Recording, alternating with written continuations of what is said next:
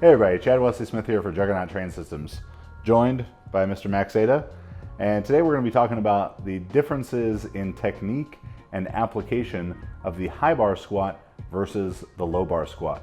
So as we get into these technical differences between the two lifts, the first thing to understand is that they're both just squats. That the high bar squat and low bar squat are not different exercises, they're in fact the same exercise, just being done with the bar in a different place on your back. So Max is going to be our low bar squat demonstrator. We're going to trade roles a little bit here. He'll be low bar squatting and I'll be high bar squatting.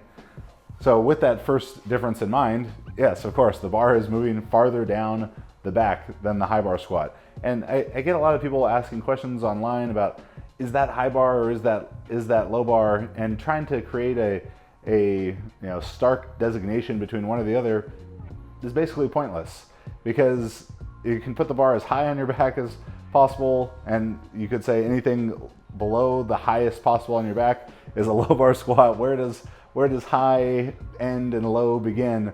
It's so much of it's just preference. So if a high bar squat is the bar on top of the traps, let's say that a low bar squat is the bar on the rear delts or on the back of the traps. So as Max goes ahead and ducks under the bar there, one very significant difference, I would say, between high bar and low bar is the emphasis on upper back tightness in the setup. Not that high bar squats are going to allow you to be relaxed, but to succeed in low bar squats, you're really going to have to get wedged into this tight position, upper back, all the scapula retracted hard, hands, and it's a very uncomfortable position. The torso angle of the low bar squat is inherently going to have to be more forward than it is in the high bar squat. This is going to be to stop the bar from rolling off of the athlete's back. And how forward that is going to be involved a lot with the athlete's proportions. A longer torso, shorter legged athlete is going to be able to still stay more upright, where a long legged, shorter torso athlete may have to lean forward even more significantly. And then the athlete's individual strengths and weaknesses could come into play. As someone with a very, very strong back, it may behoove them to lean forward even more so they can utilize that back. So Max has the bar directly over his midfoot. He's got a little bit more forward lean here than he would in his high bar squatting technique. And that's also going to cause the hips to be set a little bit further back. But again, high bar or low bar, we're looking for the bar directly over the midfoot to feel full foot pressure throughout the squat. I think a lot of low bar squatters get more towards the tendency of the cueing of sitting back and putting the weight in the heels. We want to avoid that.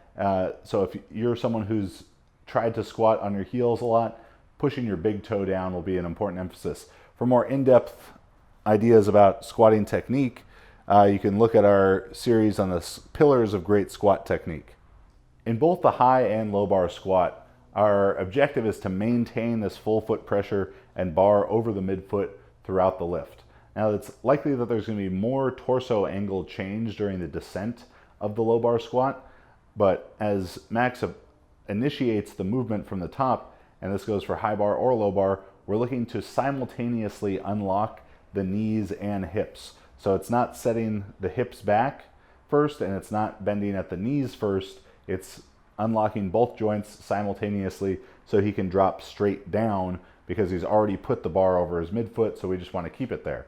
So as Max squats down, the bar ends up over his midfoot, and then we get to probably the greatest difference in the two lifts is the way that the upper back can be utilized, or the way the entire back can be utilized during the lift. In the high bar squat, because the torso is going to stay more upright, you don't have the opportunity to really effectively use the back strength. The back acts more as just a stabilizer. But in the low bar squat, because of the more forward lean of the torso, Max has the opportunity to drive his upper back into the bar as his first move out of the hole and effectively move the bar with his back, hips, and legs all simultaneously. So it's that combination of being able to use back and leg strength together, as well as the shortened moment arm here in the lift with the bar closer to the hips, that generally allows people to lift more weights utilizing the low bar squat than the high bar squat. So like we discussed earlier, where the bar goes in the upper back, whether it's up high as possible or down lower, Chad had decided that low bar squatting is in the mid here, just on the delts, maybe off the traps. So a high bar squat's going to be right here on top of the meat of the traps. He's not going to have that bar rolled forward onto his neck too high, and certainly not inching it downward too low. The position of his hands is going to be less important in the high bar squat, as long as he can maintain tightness throughout his upper back here. As in any squatting motion, when we pick the weight up, we want to have a really solid foundation. So he's got to contract all these muscles in his upper back, his scaps. Still the same kind of action as a low bar squat, keeping his lats tight, elbows pulled in as if he can, but the hand position is not as critical to get really, really tight on the upper, in the upper back for the high bar squat, because the bar is going to sit really high on his or really balanced. His hips are going to be directly under the bar essentially when he's standing up. Because of this higher bar placement, his hips don't need to be set back as far. They're not going to be farther back. It's going to make the torso angle a lot more vertical. Okay. From here, his hips are set just under the bar in a position that's slightly more forward than it would be in the low bar squat, because that bar is a little bit higher. From here, he's going to balance his body weight in the same place as his foot, same place on his foot as he would for a low bar squat. You're going to have 3 points of contact: big toe, little toe, heel, mid-foot placement of the combined mass of you and the barbell. We don't want to have the weight too far back on our heels or the weight too far forward on our toes. From that position, he's in a great place to initiate the squat. From here, if he's gonna start by breaking at the knee and hip together. He's really just trying to unlock his lower body and descend into a position where he allows his knees to travel where they need to over the toe to maintain the upright torso angle, and his hips to travel back far enough to accommodate that same action. The main thing here is that he's not trying to sit way back in this, and he's not trying to exaggerate any super far forward movement of the knee, okay? A very even, methodical descent, keeping the angle of the torso as constant as he can. One key difference here in the low bar squat and the high bar squat, when doing a high bar squat, because of our more upright torso angle, and because we're not allowed to really gain any kind of torso angle leaning over like we would in a low bar squat, pushing back against the bar to come out of the hole is almost a moot point. You're so upright, and the goal is to stay so upright, you're really not going to be able to drive back with the upper back, okay? The legs are going to do most of the work out of the hole because you're keeping yourself as upright as possible. Now that we've covered some of the differences in technique between the low bar and high bar squat, we're going to go inside and just discuss some of the differences in how they can be applied in your training program.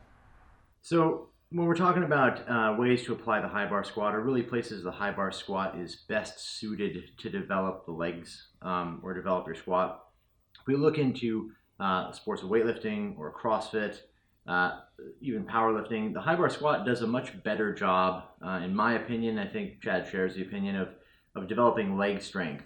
Weightlifters, anyone who needs position to maintain position and upright torso, use of the legs primarily, rather than just changing the technique of the exercise to lift the most possible weight, the high bar squat is going to be the best option for that.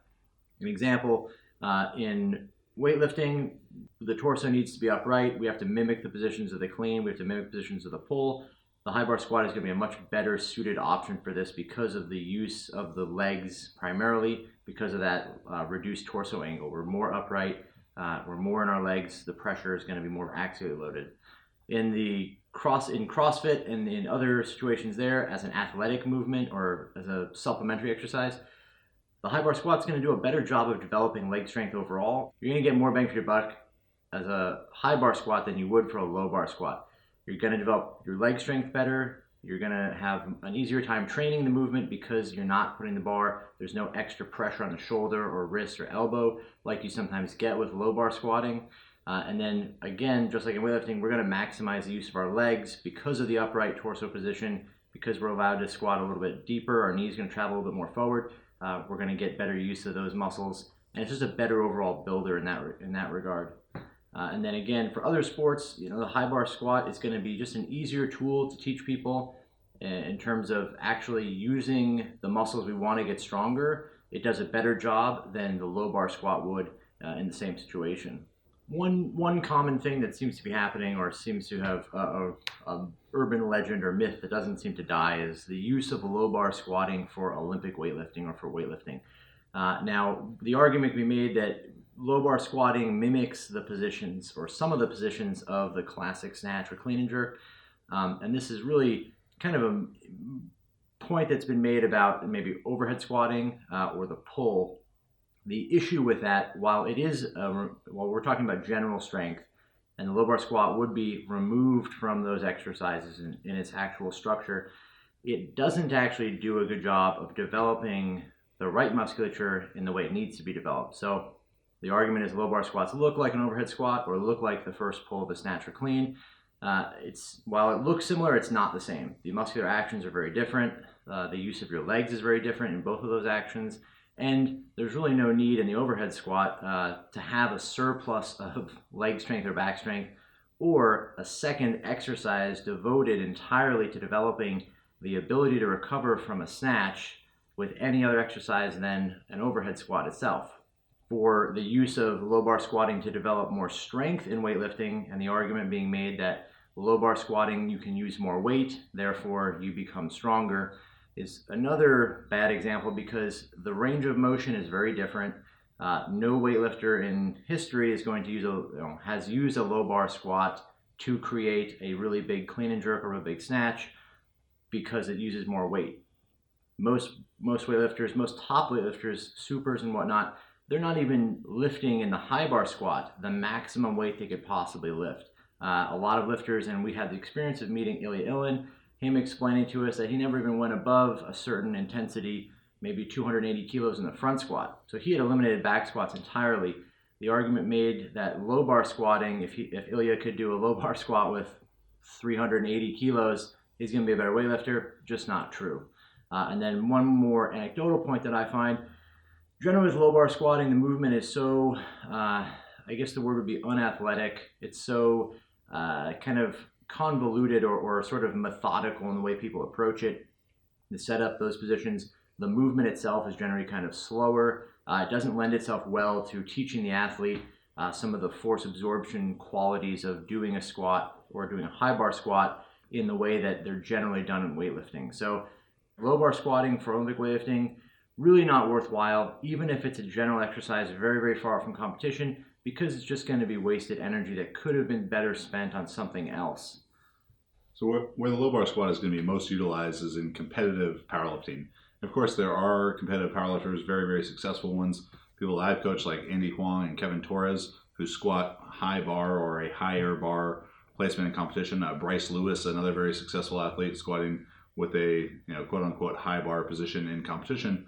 But the majority of people will probably be more successful moving the bar down some amount on their back from their highest bar position. Again, we're talking higher, lower bar positions because it's not a different exercise. But the higher bar positions are going to be best suited for hypertrophy training in powerlifting. They lend themselves to training for higher volume, particularly when you look at the context of the entire week where you have to train the squat and the deadlift together, because it's not going to stress the back as much. It's going to put more emphasis on the quads. It's going to be a longer range of motion, which is better suited to hypertrophy training. So during a hypertrophy block, it is not uncommon for you to have athletes doing 100% of their work in non-low bar variations. So whether that's high bar or front squat, also other exercises like leg press and hack squat. But it's very rare to have athletes perform any lower bar position squatting during the hypertrophy block, because it will put too much fatigue on the back that may interfere with hypertrophy training for the deadlift, maybe too stressful to the arms, elbows and shoulders, maybe the wrists, and interfere with hypertrophy training for the bench press. Now, times where I have had an athlete utilize some amount of low bar squatting during a hypertrophy block is what we do with Marissa's training, because Marissa's had this confidence issues in the squat, that when we're in hypertrophy and the overwhelming majority of our work is being done in sets of 6 to 10 reps, every other week she'll work up to a heavy single in the low bar squat. But then all of her back down sets would be done still in high bar squatting. So that week might look like on Monday, she would do maybe 6 sets of 10 in the high bar squat at 220 pounds. And then she'd come back on Friday, work up to something like 295 to 300 for a single and low bar, and then drop the weight back down to maybe 210 or 215 for 4 or 5 sets of 10 high bar. So yeah, 90 to 100% of my athletes' work in hypertrophy training is being done high bar. As they progress to strength phases, it could be anywhere between 30% to 70% of the work is going to be done with low bar squat. Strength phases are closer to competition, so we need to choose more specific exercises to competition. And if they're going to be low bar squatting in competition, that is more specific than high bar. So the reason for the big variance, 30 to 70%, is a pretty wide range. A couple of things to consider with that. If the athlete's going to be doing multiple strength phases, maybe they'd be doing a smaller proportion of low bar in the earliest strength phase, and then as they do more strength phases approaching competition, they'd shift to doing more and more low bar as we need to do more and more specific work. And then the other big consideration with that is how well the athlete's upper body is going to be able to tolerate low bar squatting. And there's a couple different ways that could look. The way it does for me, with my elbows get beat up a lot if I try and low bar squat twice a week. So I got to the point where out of every 3 squat workouts during a strength phase, I would do 1 as low bar squatting and 2 as high bar squatting.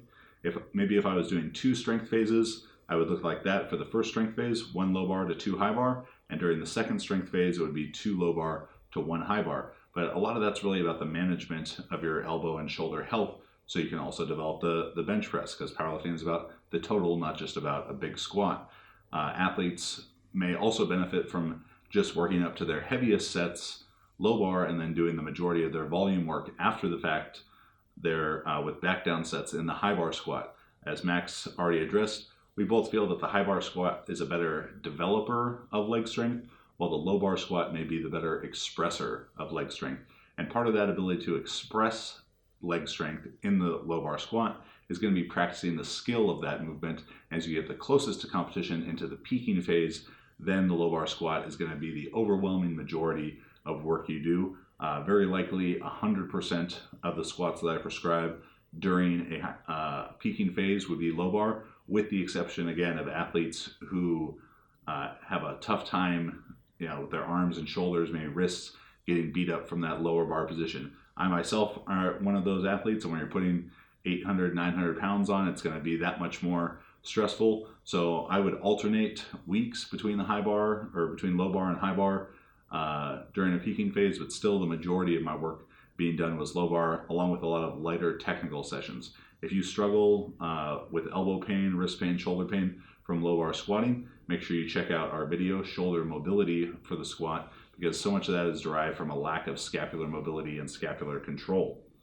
The other real application considerations for high bar versus low bar, or higher bar versus lower bar squatting, comes within the context of sport performance. So if you are playing a sport not powerlifting or weightlifting, so a sport that doesn't involve a barbell, then the high bar squat, low bar squat, it doesn't really matter. What does matter is how well can the athlete execute the movement. Like, do they have good technique? Can they actually create some strength output on that? Can they put some weight on the bar to generate some strength stimulus, which is why they're in the weight room in the first place? And finally, how does it fit within the bigger context of their training plan? So it's not uncommon for me to have football players or jiu-jitsu athletes do more front squatting or safety squat bar or box squatting. And that's right, you just heard me, Chad Smith, most notorious West Side hater, say that I prescribe to people box squats, not people whose sport is competition raw squatting though. So you just have to take those 3 factors into consideration of how well can the athlete perform the movement? Do they have good technique? So is it safe for them? Can they generate some strength stimulus, and how does it fit within the bigger context of the training plan? So that's our overview of the high bar versus low bar squat. Some changes in the technique, which you may be a little bit disappointed to find out it's not really that different between the two, at least not the way that we coach it, and some different considerations as you look at the application of these 2 different styles of squatting towards your training. So hopefully you learned some stuff that's going to be able to help out you and your athletes. If you enjoyed the video, subscribe to the channel.